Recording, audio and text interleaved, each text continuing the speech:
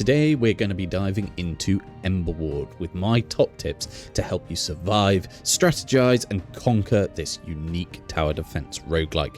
Whether you're just starting out or looking to optimize your runs, these tips will give you a bit of an edge, I hope. So let's get into it. Tip number 1. Review the map in the first round. During each build phase there is a time limit. However, before the first wave of enemies, there is no time limit. So make sure you use your blocks to test how you can move that line and how you can capitalize on the power-ups on the floor. Have a look at any unique mechanics for that level. Maybe there's wind or bone walls as an example. Push the line to your will to be able to keep it within the area of effect of your towers. You can always pick up blocks that you've placed during the same build phase, meaning during this first build phase you can trial and error to your heart's content. If enemies are forced through narrow pathways, stacking towers in those areas will let you maximize damage output and crowd control. Placing towers so that the line passes through that area of effect multiple times should be key. It will reduce the amount of towers you need to place, which means you've got more economy, which means you can upgrade the towers and focus more on synergizing the different elements. Think of the classic mobile game Snake, if you're old enough to remember, where the optimal play was to weave up and down the screen, keeping it as tight as possible, making sure you never ate your own tail. Well, you can do the same thing with the line here. Try and weave back and forth over and over again so the towers can reach that line multiple times within their area of effect. Tip number 2, controls. Really short tip here, but honestly it's impactful. Did you know you can hold the shift button to place multiple towers? This can be very useful when you're in the middle of a wave, an enemy gets through your main defenses and suddenly you need to place some cheap towers very quickly to take that last bit of health out. You can hold shift and place one after another without having to reselect them. It does tell you this here, however it's so easy to miss, and honestly I did for a while. Also, you can actually hold the space button to start a run. Again, it's a tiny little time saver, but it's a quick tip. It's nothing too fancy, but it can get easily overlooked. I'm just going to stop this video very briefly here to say, please hit that like and subscribe button and turn on that notification bell if you like what you're seeing here. I'm really trying to push for that 1,000 subscribers and have seen a real uptake in the recent months. I restarted this YouTube channel just before Christmas and it's really starting to kick off. I want to hit that 1,000 subscribers this year, but honestly I think I can do it before June. Please consider helping out if you like what you're seeing. If you're also a roguelike lover, check out my previous video of the top 20 roguelikes coming out this year. There should be a card above. Tip number 3. When selecting your cards right at the beginning, look at the relic first. At the start of a run, you'll need to select your towers and card set, but you can hover over the relics first up in the top right hand corner to see what they are, and choose the relic based on the towers you have, or vice versa, making sure that the relic will synergize well with the tower's elements or abilities. There are some great synergies of relics and it is worth re-rolling to get the right ones on later stages when you're selecting more relics. Getting those right combination of relics that work well with your towers is really the key to success here. And a side note is that the character that you select should also affect your decision. From the character that has really small blocks to the one that has higher priced towers, you can counter these negatives or exacerbate the benefits with the relics you choose. Tip number 4. Elemental synergies matter. Different towers have elemental effects, like fire for burning damage or ice for slowing enemies. Combining these effects is really key because it can melt enemy waves much faster than just spamming a single tower elemental type. As an example, if you use chill to slow, by all means you can just add more chill. However, the effects don't particularly stack that well. Whereas if you use ice to slow them and then you add lightning to add some stuns in, you're going to get double the slowing effects. These various effects really don't stack on their own, so make sure that you mix them in and combine those effects to get more damage or slows or proc the abilities faster. Tip number 5. Read and understand your bonuses. Several of the bonus tiles and buff cards can easily be misunderstood.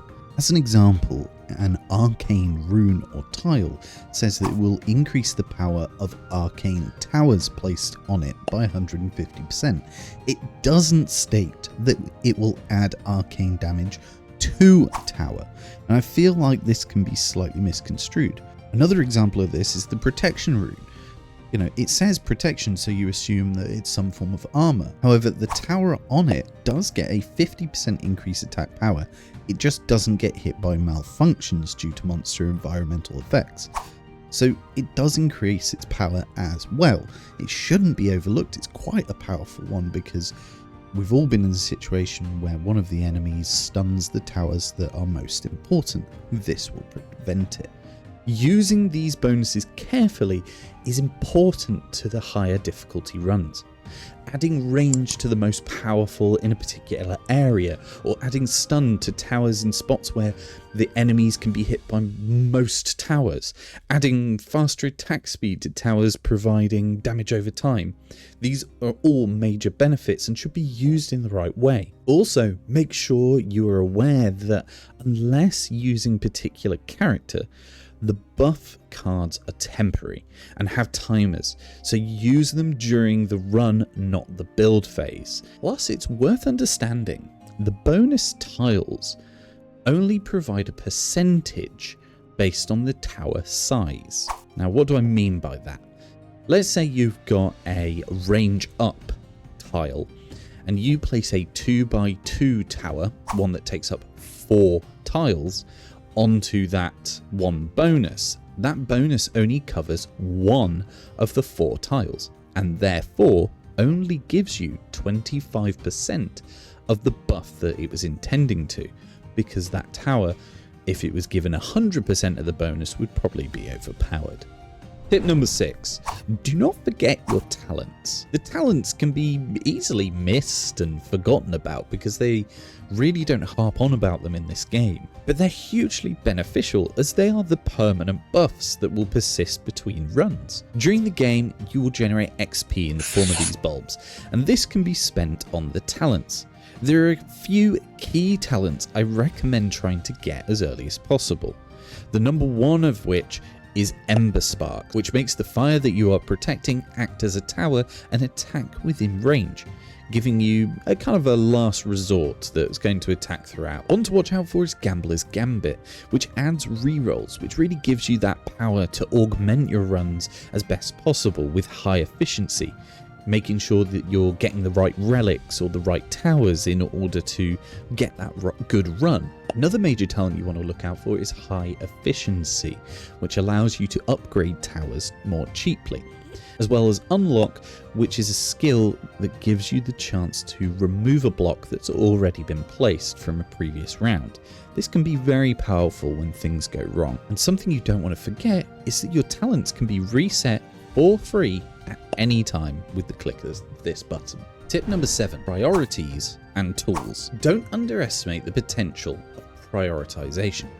This might not be something you've noticed, but here on the left, you can change what each tower type focuses on. Do you want them to focus on the enemy with the most health, the one that's furthest ahead? You can also change the prioritization of each individual tower, not just the tower type. You might think, why would I do this?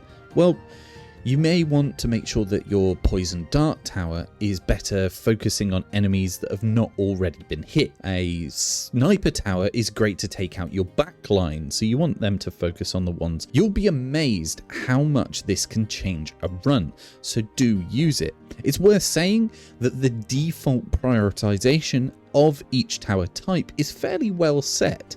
However, sometimes with the particular buffs or the particular positioning of those towers, it's better to change them around.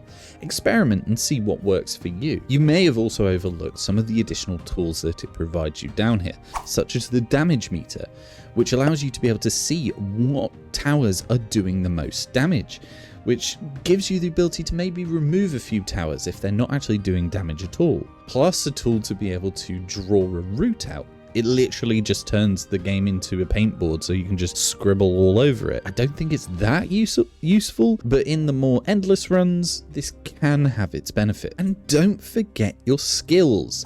These skills are the ones that you get from using your talents. There are only 3 here, however, they just get forgotten about. Tip number 8. Don't overlook tower upgrades. This is something the game really doesn't tell you much about, but upgrading towers can really make a difference. Understanding what upgrades are available per tower is the really important thing here. As an example, you may have seen the poison tower that arches across 2 blocks, but did you know that you can upgrade this tower to change it from a poison type to a fire type, which greatly increases the options available to you when synergizing with different elements. Upgrades can sometimes be a much better option than simply placing more towers and spamming. Choosing the strategy around which towers to focus on upgrades and which one you're spamming an area of is the real key here. If you've got a particular sniper tower or turret tower that's in a really key location, make sure you upgrade that as a priority. It will make a much bigger difference than just spamming around them. Buff the towers in the important locations. Tip number 9, map choices. When you're looking across the map of where you want to go, make sure you look at it in detail, because they're not particularly that linear in terms of the top one goes in the top direction. A lot of them cross paths. Make sure you don't make that mistake. Secondly, make sure that you're planning fairly far ahead and focus on relics over card choices. However, do remember that when you're selecting a card as a reward, you do get to place a buff on. However, in my personal opinion, getting the right synergies of relics is far more important. You can always go towards the shops and the workshops if you want to make changes to your existing cards in order to add additional powers or remove particular cards. And tip number 10, the Compendium. If you're struggling with a particular stage or boss or enemy, don't forget the wealth of information found in the Compendium, which can really help understand some of the effects that the enemies are doing.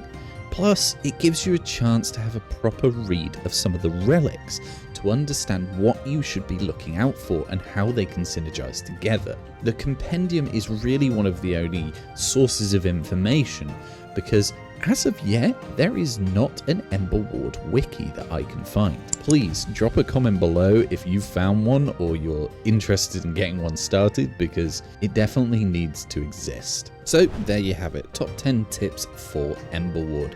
I hope this helps push you further and survive longer. And if you enjoyed the video, please hit that like and subscribe button and turn on that notification bell.